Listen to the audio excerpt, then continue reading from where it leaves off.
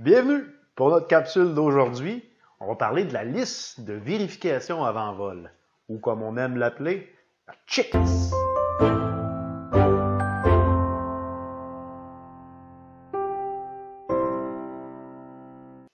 Alors, la liste de vérification, son utilité, eh bien, elle fait directement référence au facteur humain dans le sens où est-ce que cette liste-là vous permet de ne rien manquer. Okay? Surtout dans le fait où est-ce qu'on est avec un aéronef maintenant, il faut éliminer le plus possible de risques qu'au niveau du facteur humain, il y ait un oubli qui viendrait mettre la sécurité du vol en danger. Donc, une bonne liste de vérification. J'en possède un exemple ici. Elle pourrait toujours être améliorée, mais vous allez voir, elle est relativement assez bien détaillée. Donc, ça peut contenir sur une feuille, idéalement plastifiée, avec non seulement ce qui doit être vérifié, mais le niveau de celui-ci ou sa capacité ou l'information rattachée. Vous allez voir en détail un peu ce que je veux dire. On débute. Alors, préparation de mission. Est-ce qu'on a la station sol? Est-elle inspectée? Extincteur, est-il disponible? Disponible et à vue des membres d'équipage. Hein? Chaudière de sable, disponible à vue des membres d'équipage. C'est quoi pourquoi le chaudière de sable? Bon, ça va-tu jouer dans le sable? C'est simple. Si on a besoin de faire la recharge de batterie, bien, sachez qu'au niveau des lithium polymères, donc les batteries utilisées dans la majorité des aéronefs télépilotés, s'il y a un incendie se déclarant dû à une surcharge, par exemple, vous avez beaucoup plus de chances d'atténuer l'incendie en stoppant son apport en oxygène. Donc, c'est une réaction chimique, c'est un feu qui est très chimique, et les extincteurs n'y arrivent pas toujours. Il faut couper l'oxygène, d'où la chaudière de sable. Donc, on renverse une chaudière de sable sur la batterie et vous allez augmenter vos chances de contenir cet incendie chimique. On me suit? On continue. Trousse de premiers soins. Donc, est-elle remplie et disponible, bien sûr. Le plan d'urgence concernant les lieux, est-ce qu'on a les coordonnées géographiques dans le cas qu'on doit faire venir une ambulance? Batterie des composantes de la station sol, donc tous les batteries, que ce soit les batteries pour votre tablette, votre ordinateur, votre téléphone cellulaire, l'émetteur de la radio pour piloter, la radio d'aviation portable, donc les walkie-talkies, donc tout cet ensemble de batteries-là, est-ce que c'est vérifié et chargé? Coordonnées, elle est avec les interventions du site. Est-ce qu'on a fait nos coordinations avec les intervenants? Est-ce que tout le monde est au courant là, de comment est-ce que la mission va se procéder? Est-ce que les communications avec tout le monde sont mises au clair et préparées? Suivant ça, avant, évidemment, le début de l'opération, un exposé avant vol, c'est une obligation à donner à tous les membres d'équipage, à tous les participants de cette opération-là, ainsi que les consignes de sécurité. On vérifie ensemble la navigabilité de l'ensemble UAV, donc on confirme à ce niveau parce que du départ de la base, l'aéronef devrait déjà être en état. Donc à ce niveau-ci, quand on est prêt à partir en vol, c'est de s'assurer qu'on s'est confirmé par les documents que cet aéronef-là, effectivement, peut partir en mission. On valide au niveau des conditions météorologiques. Donc, conditions météorologiques, validées. On tombe à ce qui est pré-vol. Donc là, on va manipuler notre aéronef. On regarde sa structure. Est-elle rigide? Donc, toutes les possibilités. Certains des appareils, vous allez, dans les tout débuts, connaître un peu où est-ce qu'il pourrait y avoir des problématiques. Donc, soyez attentifs. La visserie. Donc, la visserie, on peut avoir une visserie qui va se desserrer avec le temps. C'est important d'analyser ça. Les bras. Sont-ils bien verrouillés après l'aéronef si c'est des bras qui sont amovibles? Les pastilles GPS ou RTK, donc ces unités-là qui sont souvent externes, sont-ils bien amarrées, bien verrouillées après l'appareil? Moteur, est-ce qu'ils sont libres de rotation? On regarde le bobinage, est-ce que le bobinage est d'une belle couleur cuivrée ou est-ce qu'elle est noircie par un phénomène qui aurait pu se passer? Est-ce que les connecteurs sont en bon état, donc les connecteurs pour batterie ou les connecteurs pour les différentes composantes, donc au visuel, exempt de sable, de saleté ou de neige, ou pire, de liquide. Ou un bris mécanique, donc une des pins, si vous me permettez, là, qui serait croche, ben, si on viendrait enquiller la batterie, là, on risque de causer encore plus de dommages. Les antennes, le déploiement des antennes, le vissage des antennes, avant d'allumer l'aéronef, c'est très important que si c'est les antennes qui sont amovibles, de s'assurer qu'elles sont en place avant d'alimenter l'énergie dans l'appareil. Sinon, on pourrait brûler le transmetteur. Caméra, son positionnement, sa fixation. La lentille est-elle propre, prête à travailler? C'est très important la prochaine, la carte SD.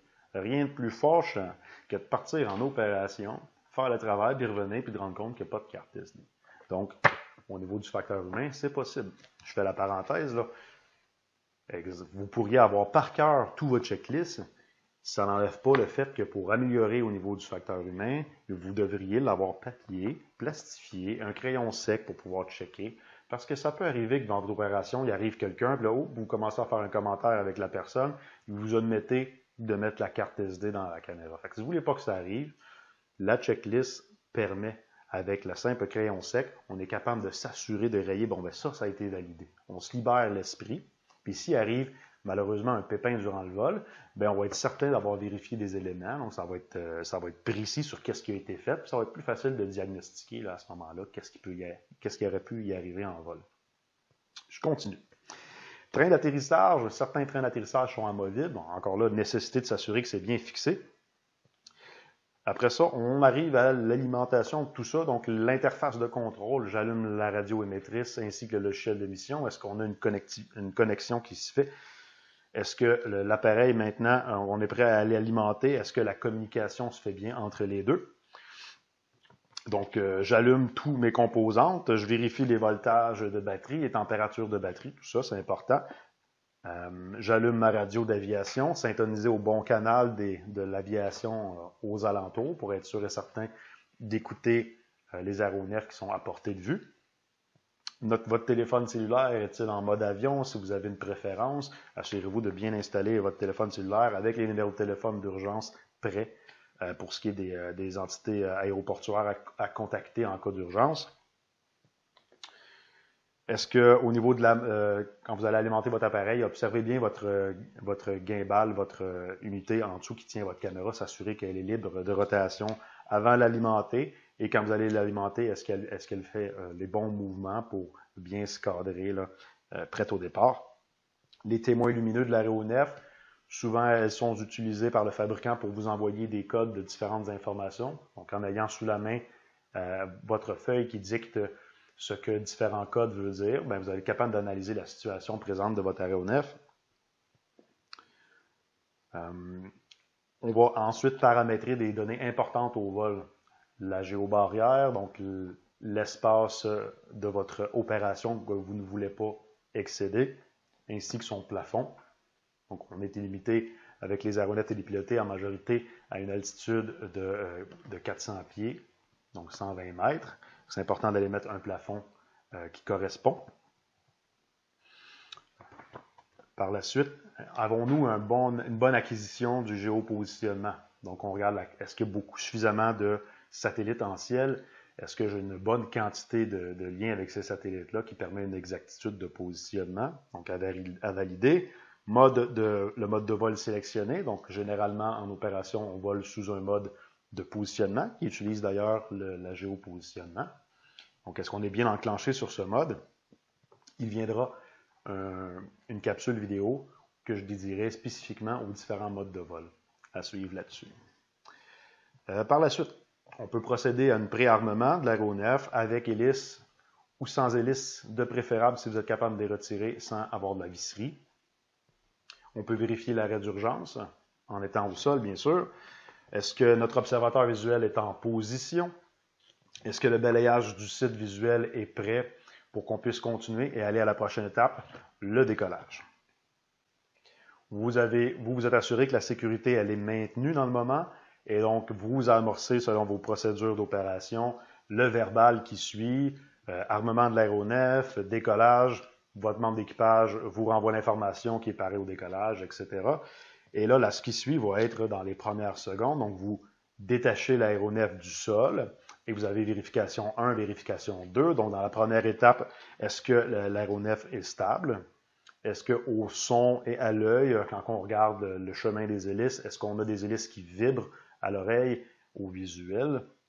Et par la suite, on tombe en deuxième vérification. Donc, la V2 va être les commandes. Est-ce que j'ai bien le roulis, le tangage, évidemment, dans le bon sens, ainsi que le lacet.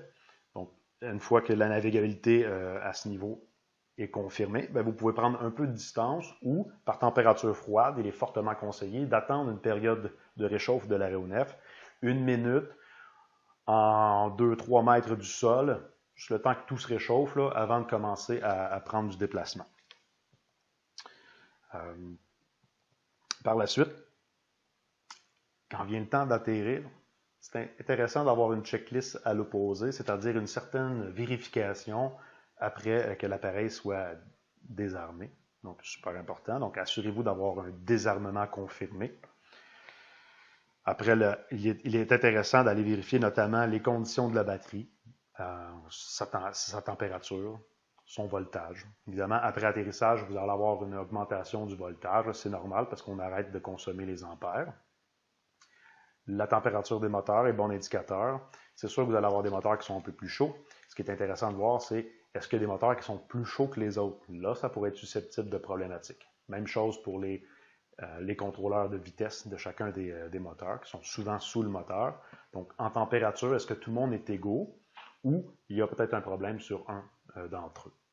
Et je terminerai par une bonne vérification des hélices, être sûr qu'il n'y a pas eu d'impact en ciel avec l'aéronef. Généralement assez rare, mais c'est une fois possible. Même un insecte pourrait faire des dommages et même une goutte d'eau à la vitesse de rotation des hélices de plusieurs milliers de tours par minute. Une goutte d'eau peut avoir un impact sur votre hélice. On pourrait délaminer certains types d'hélices. Donc, c'est important de toujours bien vérifier hélice avant et à fin vol. Je terminerai en vous expliquant qu'une checklist, ça va évoluer dans vos opérations. C'est important de vous laisser une place à compléter celle-ci avec votre expérience que vous allez acquérir. Donc, en opération, vous allez acquérir les expériences. Oh, cette fois-ci, j'ai oublié ça. Donc, assurez-vous de l'insérer sur votre checklist pour ne plus jamais que ça arrive. Donc, voilà. En somme, vous allez contrôler beaucoup des éléments du facteur humain. Et j'ai oublié quelque chose d'important. Vous devriez toujours, en première chose de vérification sur votre checklist, êtes-vous dans l'état mental nécessaire pour piloter? Ça peut paraître ridicule, mais ça a un gros impact sur les facteurs humains et les risques potentiels de danger durant votre opération. Donc, est-ce que votre copine vous a laissé la veille? Est-ce qu'il vous mettrait dans un mode émotionnel?